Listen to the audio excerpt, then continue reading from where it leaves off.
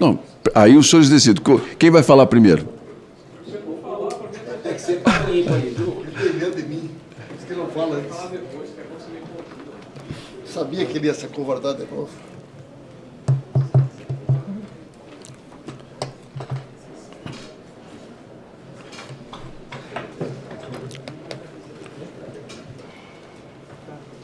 Cinco minutos, não é isso?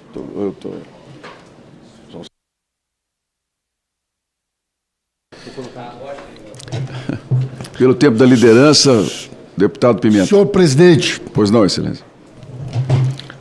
Doutor Gilberto, doutor Elvis, doutora Marcelisa, eu quero, em nome de vocês, cumprimentar todos os servidores, servidoras do INSS. Muitos devem estar, inclusive, nos acompanhando, aposentados, aposentadas, pessoas que dedicaram a sua vida ao INSS. E me solidarizo a esses servidores que certamente têm sofrido esta situação que foi pelo senhor aqui relatada. Não deve ser fácil para um servidor de carreira assistir o que fizeram com o INSS. Esse governo corrupto de bandidos milicianos, chefiado pelo Jair Bolsonaro, que está na papuda, abriu as portas do INSS para que ele fosse tomado de assalto por uma quadrilha.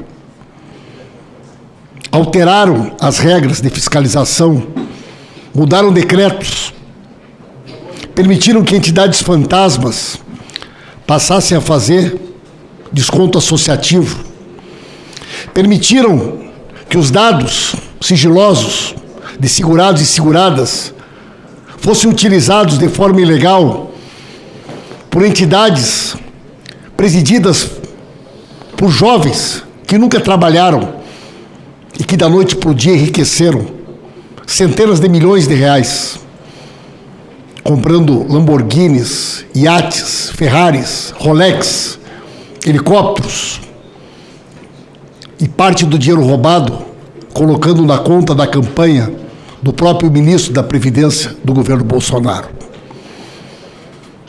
Deve ser muito difícil, porque a população acaba falando do INSS sem conseguir fazer essa distinção entre a maioria esmagadora de servidores dedicados, honestos, como o senhor e as demais pessoas que estão aqui, e esses servidores corruptos que foram colocados em função de comando por essa máfia que certamente é a principal responsável por tudo isso que aconteceu.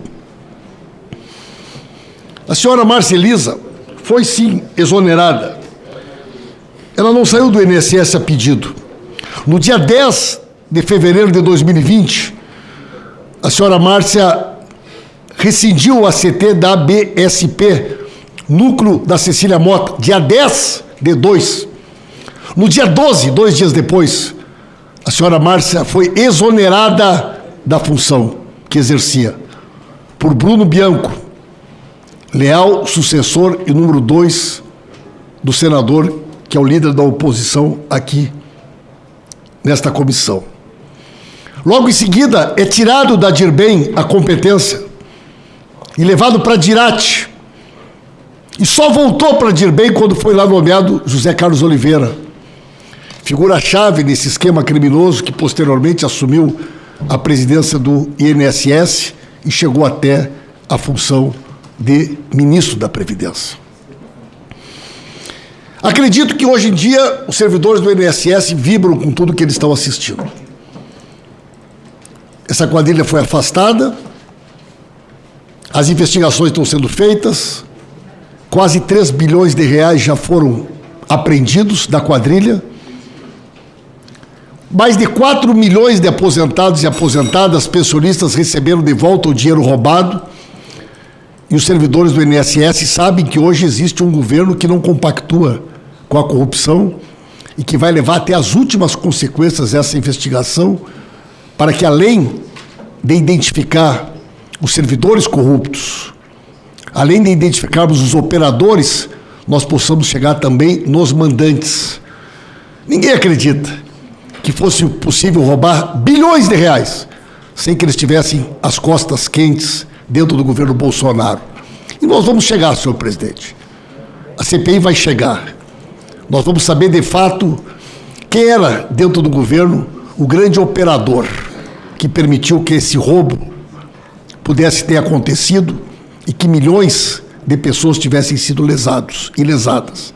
Portanto, doutor Gilberto, doutor Elvis, doutora Marcelisa, vocês são um orgulho para o Brasil.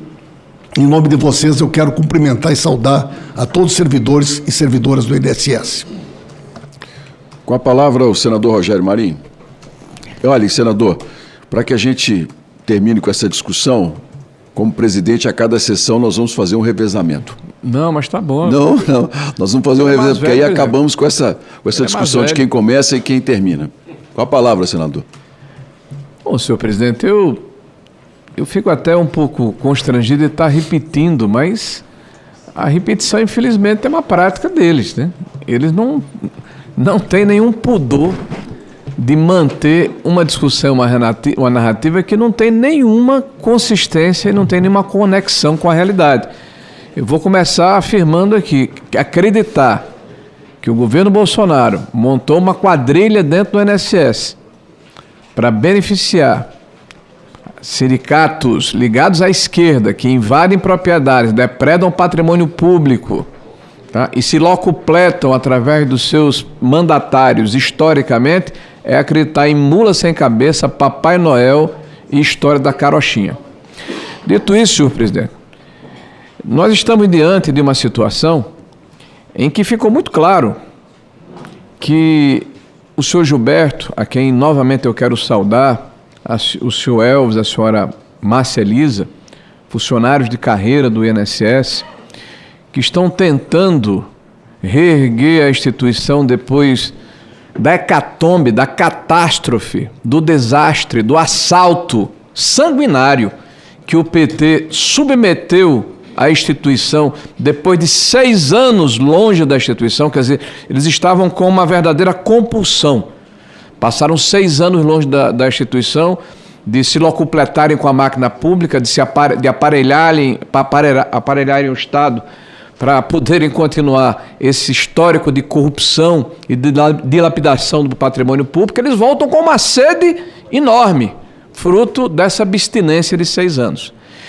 E metem literalmente o pé na jaca, porque crescem exponencialmente, geometricamente, a partir de 23, o número tanto de ACTs como de descontos associativos. Aliás, esse é o governo dos recordes, além de ser o governo da mentira, da narrativa e da falcatrua. É recorde na fila do INSS. Aliás, uma das promessas de campanha do ex-condenado. Do ex-presidiário, desculpe. É o recorde da manutenção de sigilos. Também disse, por ocasião de discursos e de debates, que iria retirar o sigilo. Nunca teve tanto sigilo. É o recorde do cartão corporativo, do gasto cartão corporativo. Parece que há uma compulsão em assaltar o cofre público e, o pior, sem transparência. É o recorde de queimadas. Cadê os artistas gritando salve Amazônia?